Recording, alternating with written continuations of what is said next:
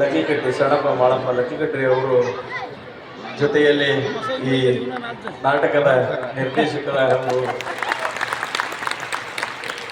ಕಲಾವಿದರು ಆಗಿರ್ತಕ್ಕಂಥ ಗದಿಗೆಯವರು ಹಿರೇಮಠವರು ಉಪಸ್ಥಿತಿ, ಜೊತೆಯಲ್ಲಿ ಈ ಎಲ್ಲ ಉತ್ಸವ ಸಮಿತಿಯ ಸರ್ವ ಸದಸ್ಯರ ಒಂದು ಉಪಸ್ಥಿತಿಯಲ್ಲಿ ನೆರವೇರ್ತಾ ಇದೆ.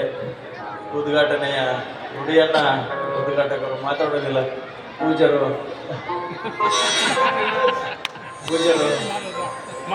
5 ನಿಮಿಷ ಆಶೀರ್ವಾದ ಸಂದೇಶವನ್ನು ಕಳಿಸುವ ಪೂರ್ವದಲ್ಲಿ ಇವತ್ತಿನ ಈ ಸಮಾರಂಭದಲ್ಲಿ ನಿರೀಕ್ಷಿತವಾಗಿ ಆಗಮನ ಮರೆಯುವೆ. ತಂದೆಯ ಹೆಗಲಿಗೆ ತಲೆ ಇಟ್ಟರೆ ದುಡಿಮೆ ಆದಿಯನ್ನೇ ಕಾಣುವೆ. ಮಡದಿಯ ಹೆಗಲಿಗೆ ತಲೆ ಇಟ್ಟರೆ ಪ್ರೀತಿಯ ಗುಂಗಲೆ ಮುಳುಗುವೆ. ರಾಜಕಾರಣಿಯ ಹೆಗಲಿಗೆ ತಲೆ ಇಟ್ಟರೆ ಭ್ರಷ್ಟಾಚಾರದ ಹಾದಿ ಹಿಡಿಯುವೆ. ಶಿಕ್ಷಕನ ಹೆಗಲಿಗೆ ತಲೆ ಇಟ್ಟರೆ ಅಜ್ಞಾನವನ್ನು ಕಳೆದುಕೊಳ್ಳುವೆ. ಸಾಹಿತಿಯ ಹೆಗಲಿಗೆ ತಲೆ ಇಟ್ಟರೆ ನವ್ವಲ್ಲೋ ನಗುವುದನ್ನು ಕಲಿವೆ. ಸೂಡಿ ಜುಕ್ತಿ ಹಿರೇಮಠದ ಕೊಟ್ಟವರು ಬಸವೇಶ್ವರ ಸ್ವಾಮೀಜಿಯವರ ಪಾದಕ್ಕೆ ತಲೆ ಇಟ್ಟು ನಮಸ್ಕರಿಸಿದ್ರೆ ಈ ಜಗತ್ತಿನಲ್ಲಿ ತಲೆ ಎತ್ತಿ ಬಾಳುವುದನ್ನು ಕಲಿಯುವೆ. ಅವರ ಪಾದ ನಮಸ್ಕರಿಸುತ್ತ ಪುಸ್ತಕ ಓದಿದವರು ಪಂಡಿತರಾದರು, ಮನಸ್ಸನ್ನು ಓದಿದವರು ಮಹಾತ್ಮರಾದರು, ಗಲಾಟೆ ಮಾಡಿದವರು ಏನೂ ತಿಳಿಯದೆ ಹೋದರು, ಸಿಟ್ಟು ಮಾಡಿದವರೆಲ್ಲ ಕೆಟ್ಟು ಸುಟ್ಟೆ ಹೋದರು, ಎಸಳೋ ಸಾಮಾನ್ಯ ಜೊತೆಗಿದ್ದವರೇ ಬದುಕಿ ಹೋದರು. ಅವರ ಪಾದವನ್ನು ನಮಸ್ಕರಿಸುತ್ತ ಹಿಂಗೆ ಒಂದು ರಾಜ್ಕುಮಾರ್ದು ಬೇಡ ಕಣ್ಣಪ್ಪ ಚಲನಚಿತ್ರ ಶೂಟಿಂಗ್ ಇದ್ದ ಸಂದರ್ಭದಲ್ಲಿ ಅವಾಗ ಎಲ್ಲ ಸಿನಿಮಾಗಳಿಗೆ ಹಾಡು ಚೈ ಉದಯಶಂಕರ್, ಮಂಜುಳಾ ಗುರುರಾಜು ಇವರೆಲ್ಲ ಬರೀತಿದ್ರು. ಅವಾಗ ಚಿತ್ರತಂಡ ಹೋಗಿ ಚೈ ಉದಯಶಂಕರ್ನ ಕೇಳಿದ್ರು, ಒಂದು ನಾಟಕಕ್ಕೆ ಬೇಡ ಕಣ್ಣಪ್ಪ ಚಿತ್ರ ಮಾಡ್ತಾಯಿದ್ದೀವಿ, ಅದಕ್ಕೆ ಒಳ್ಳೆ ಹಾಡು ಬರ್ಕೊಡ್ರಿ ಭಕ್ತಿಗೀತೆ ಅಂತಂದ್ರು. ಅದಕ್ಕೆ ಚೈ ಉದಯಶಂಕರ್ ಇದ್ದು ಪ್ರೀತಿ ಪ್ರೇಮದ ಹೇಳು ಈಗಲೇ ಬರ್ಕೊಡ್ತೀನಿ, ಆದರೆ ದೇವರಿನ ಬಗ್ಗೆ ಬರೆಯೋಕ್ಕೆ ಬರಲ್ಲಪ್ಪ, ಹೆಂಗೆ ಮಾಡೋಣ ಸರ್, ನಿಮ್ಮ ನಂಬಿಕೆ ಇಷ್ಟೆಲ್ಲ ನಾವು ತಯಾರು ಮಾಡ್ಬಿಟ್ಟಿದ್ವಿ, ಶೂಟಿಂಗಲ್ಲೇ ಮುಕ್ಕಾಲು ಭಾಗ ಮುಗಿದೈತೆ, ಆಡ್ಬೇಕಾಗಿತ್ತು, ಹೆಂಗೆ ಮಾಡೋಣ ಸರ್. ಅದಕ್ಕೆ ಆನೆಕಲ್ ನಂಜುಂಡಪ್ಪ ಕೇಳಪ್ಪ, ಅವನೇ ಬರೆಯೋದು ಶಿವನ ಬಗ್ಗೆ, ನನಗೆ ಪ್ರೀತಿ ಪ್ರೇಮ ಬಿಟ್ಟರೆ ಇನ್ನೇನು ಬರೆಯೋಕ್ಕೆ ಬರಲ್ಲ ಅಂದರು. ಅವಾಗ ಆನೆಕಲ್ ನಂಜುಂಡಪ್ಪನೂ ಕೇಳಿದ್ರು, ಒಳ್ಳೆ ಒಂದು ಭಕ್ತಿಗೀತೆ ಬರ್ಕೊಡಪ್ಪ ಅಂದರು.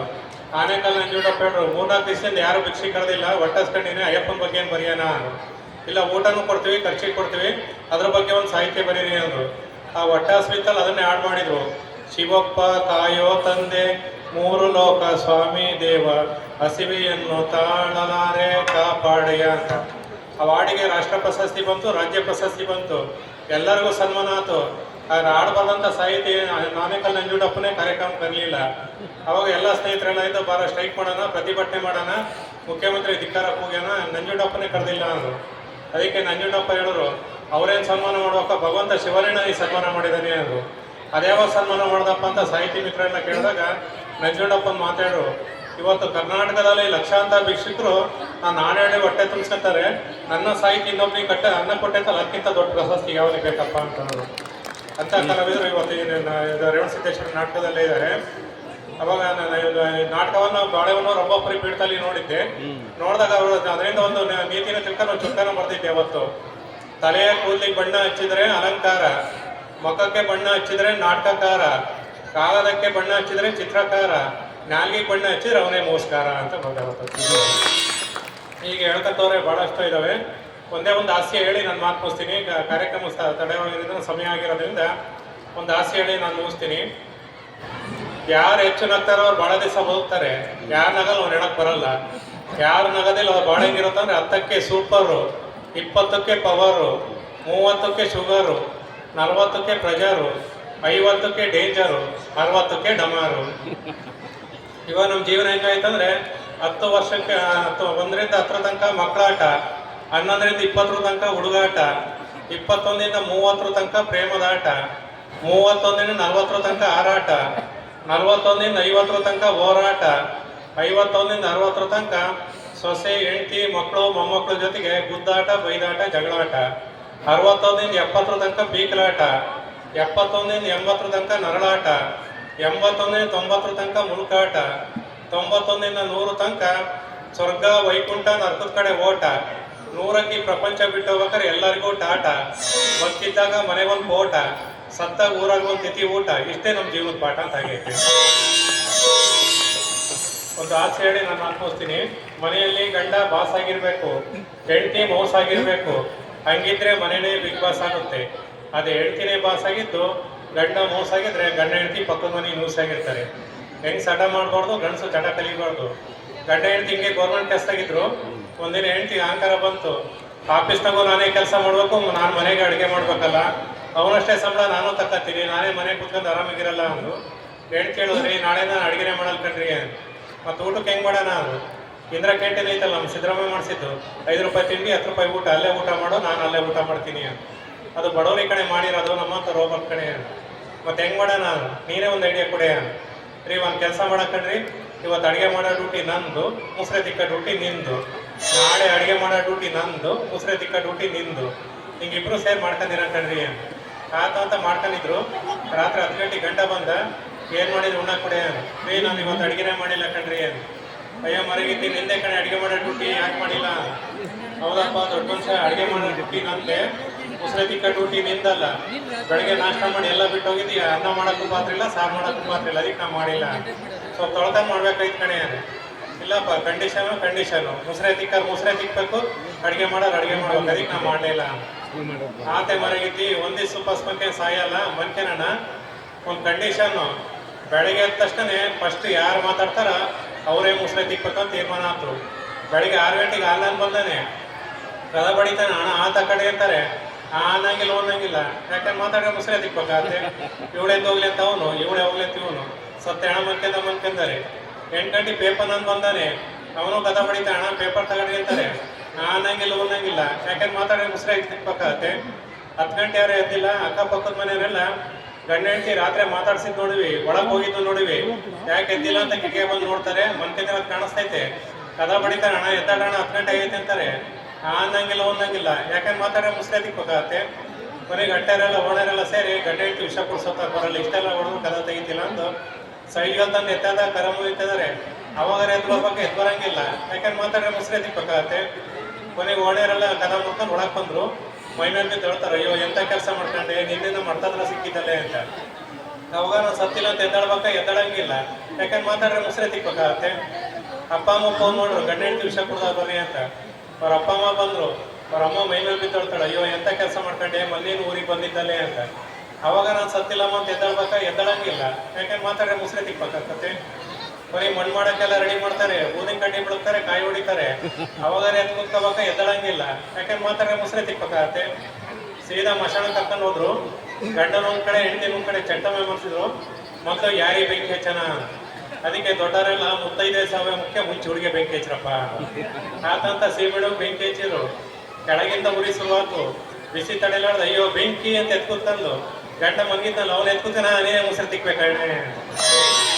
ಅದಕ್ಕೆ ಹೇಳೋದು, ಶ್ರೀಮಂತ ಹುಡುಗಿನ ಮದುವೆ ಹೊಸ ವರ್ಷದ ಆಚರಣೆ, ಸುಂದರವಾದ ಹುಡುಗಿನ ಮದುವೆ ಪ್ರೇಮಿಗಳ ದಿನಾಚರಣೆ, ಪೆದ್ದ ಹುಡುಗಿನ ಮದುವೆ ಮಕ್ಕಳ ದಿನಾಚರಣೆ, ಇಷ್ಟವಿಲ್ಲದ ಹುಡುಗಿನ ಮದುವೆ ಹುತಾತ್ಮರ ದಿನಾಚರಣೆ, ಸದಾ ಟಿವಿ ನೋಡೋ ಹುಡುಗಿನ ಮದುವೆ ಕಾರ್ಮಿಕರ ದಿನಾಚರಣೆ, ಮದುವೆನೇ ಆಗದಿದ್ರೆ ಸ್ವತಂತ್ರ ದಿನಾಚರಣೆ. ಇಷ್ಟ ಹೇಳ್ತಾ ಸ್ವಾಮೀಜಿ ಕುರಿತು ಒಂದು ಕವನ ನಾನು ಮಾತನಾಡ್ತೀನಿ. ಸೋಡಿ ಜುಕ್ತಿ ಹಿರೇಮಠದ ವರ್ಣನೆ, ನಾ ಏನಂತ ಆಡಲಿ, ದೇವಲೋಕದಿಂದ ಸ್ವರ್ಗವಿಳಿದಿದೆ ಭುವಿಗೆ ಇಲ್ಲಿ, ಬಣ್ಣಿಸಲು ಸಾಲದು ಕೊಟ್ಟೂರು ಬಸವೇಶ್ವರ ಸ್ವಾಮೀಜಿಯವರ ಮಹಿಮೆ, ಸೋಡಿ ಜುಕ್ತಿ ಹಿರೇಮಠವೂ ಆಗಿದೆ ಸದ್ಭಕ್ತರಿಗೆ ಚೈತನ್ಯದ ಚಿಲುಮೆ.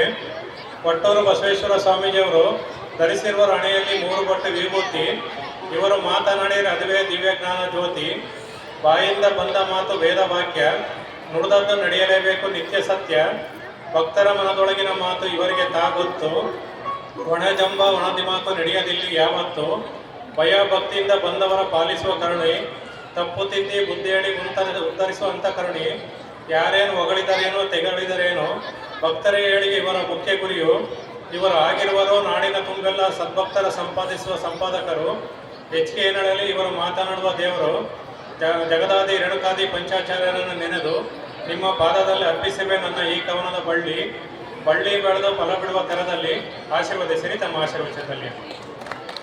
ಸ್ವಾಮೀಜಿಯವರಿಗೆ ನಾಟಕಕ್ಕೆ ಅವಕಾಶ ಮಾಡಿಕೊಟ್ಟಿರೋದ್ರಿಂದ ಕಲಾವಿದರು ಬೆಂಬಲಿಸ್ತಿರೋದ್ರಿಂದ ತೆಂಗಿನಕಾಯಿಯಲ್ಲಿ ಮಾಡಿರುವಂಥ ಬಸವಣ್ಣ ನಂದಿ ವಿಗ್ರಹವನ್ನು ಸ್ವಾಮೀಜಿಯವರಿಗೆ ಕೊಡಬೇಕಂತ ಗೌರವ ಸಮರ್ಪಣೆ ಸಲ್ಲಿಸ್ತೇವೆ, ಸ್ವೀಕರಿಸಬೇಕಂತ ಸ್ವಾಮೀಜಿ.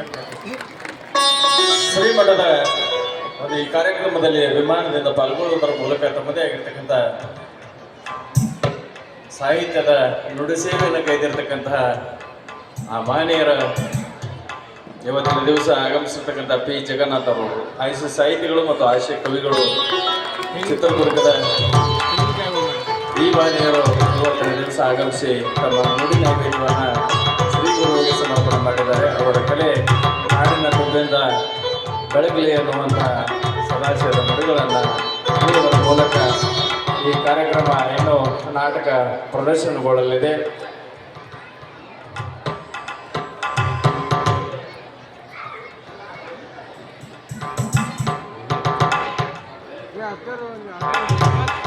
ದಯವಿಟ್ಟು ವೇದಿಕೆಯನ್ನು ಆ ಕಾರ್ಯಕರ್ತರು ತೆರವುಗೊಳಿಸುವುದರ ಮೂಲಕ ಪೂಜೆಯನ್ನು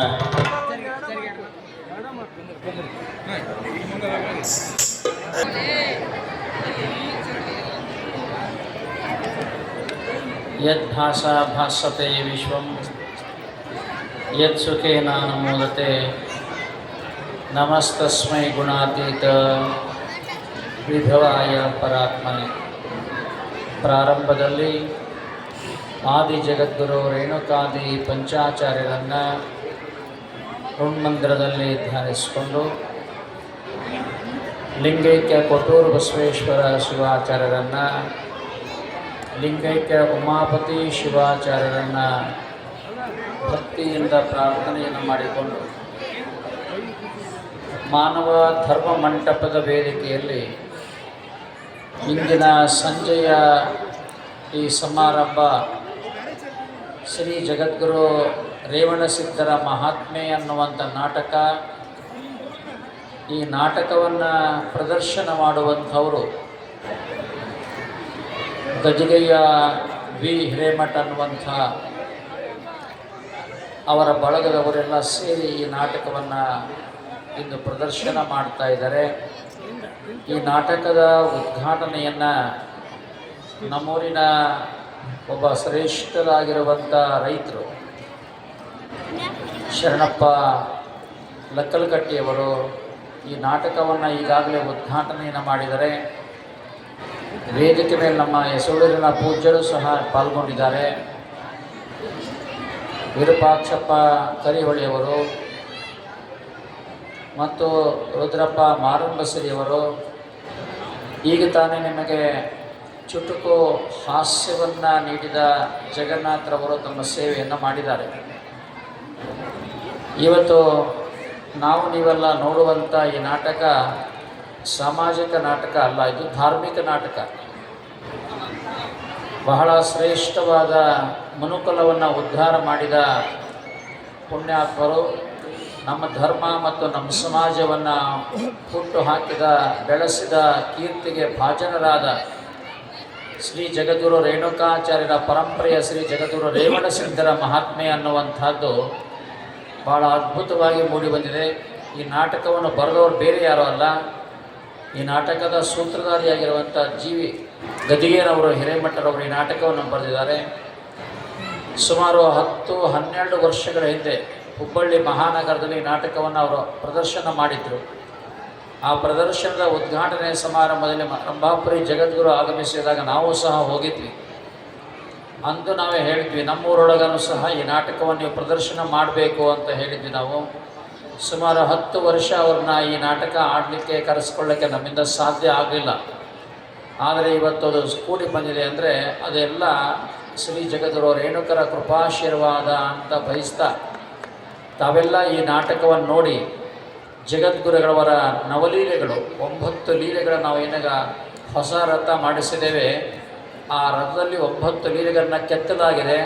ಆ 9 ಲೀಲೆಗಳ ಪವಾಡಗಳನ್ನು ಈ ನಾಟಕದ ಮುಖಾಂತರ ನೀವೆಲ್ಲ ಕೇಳಿ ಕಣ್ಮನ ಸಂತೋಷ ಆಗುತ್ತೆ. ಜಗದ್ಗುರುಗಳವರು ಏನು ಸಾಧನೆ ಮಾಡಿದರು, ಅವರ ಪವಾಡಗಳು ಏನಿತ್ತು ಅನ್ನೋದನ್ನು ತಾವೆಲ್ಲ ಕೇಳಲಿಕ್ಕೆ ನೋಡಲಿಕ್ಕೆ ಈ ನಾಟಕ ನಿಮ್ಮ ಮನಸ್ಸಿನ ಮೇಲೆ ಅಚ್ಚಳಿಯದ ಪ್ರಭಾವವನ್ನು ಬೀರುತ್ತೆ ಅನ್ನುವ ಕಾರಣಕ್ಕಾಗಿ ನಮ್ಮ ಧರ್ಮದ ಮೂಲ ಆಚಾರ್ಯ ನಾಟಕವೊಂದಲೇ ಈ ಕಾರ್ಯಕ್ರಮವನ್ನು ಪ್ರಾರಂಭಿಸಬೇಕು ಅನ್ನುವಂಥ ನಮ್ಮ ಸಂಕಲ್ಪದಿಂದ 6ನೇ ತಾರೀಕು ಮೇ 2026 ಬುಧವಾರ ದಿವಸ ಸ್ವಲ್ಪ ತಡವಾದರೂ ತಾವೆಲ್ಲ ಗದ್ದಲವನ್ನು ಮಾಡದೆ ಶಾಂತರಾಗಿ ಈ ನಾಟಕದ ಎಲ್ಲ ಮಾತುಗಳನ್ನು ಎಲ್ಲ ವಿಚಾರವನ್ನು ನೋಡುವುದರ ಮೂಲಕ ಕೇಳುವುದರ ಮೂಲಕ ನಿಮಗೆ ಸಮಾಧಾನ ಸಿಗುತ್ತೆ. ಮತ್ತು ನಮ್ಮ ಆಚಾರ್ಯರ ಒಂದು ಕ್ರಿಯಾ ಶಕ್ತಿ ಎಂತಹದ್ದು ಅಂತ ನಿಮಗೆಲ್ಲ ಗೊತ್ತಾಗುತ್ತೆ. ಅದಕ್ಕಾಗಿ ಯಾರೂ ಗದ್ದಲವನ್ನು ಮಾಡದೆ 2.5 ಗಂಟೆಗಳ ಕಾಲ ನಡೆಯುವಂಥ ಈ ನಾಟಕವನ್ನು ತಾವೆಲ್ಲ ವೀಕ್ಷಿಸಿರಿ ಅನ್ನುವಂಥ ಮಾತನ್ನು ಹೇಳಿ, ನಾಟಕ ನೋಡ್ತಾ ಇದ್ದಾಗಲೂ ಸಹ ನಿಮಗೆ ಪ್ರಸಾದ ವ್ಯವಸ್ಥೆ ಕಲ್ಯಾಣ ಮಂಟಪದಲ್ಲಿದೆ. ನಾಟಕ ಮುಗಿದ ಮೇಲೂ ಕೂಡ ಪ್ರಸಾದ ವ್ಯವಸ್ಥೆ, ತಾವೆಲ್ಲ ಪ್ರಸಾದವನ್ನು ಸ್ವೀಕಾರ ಮಾಡಿಕೊಂಡು ಮನೆಗೆ ನಿರ್ಗಮಿಸ್ಬೋದು ಅನ್ನುವಂಥ ಮಾತನ್ನು ಹೇಳಿ ಈ ಸಂದೇಶಕ್ಕೆ ವಿರಾಮ ಕೊಡ್ತಾ ಇದ್ದೇವೆ. ಶಿವಂಭೂಯಾತ್.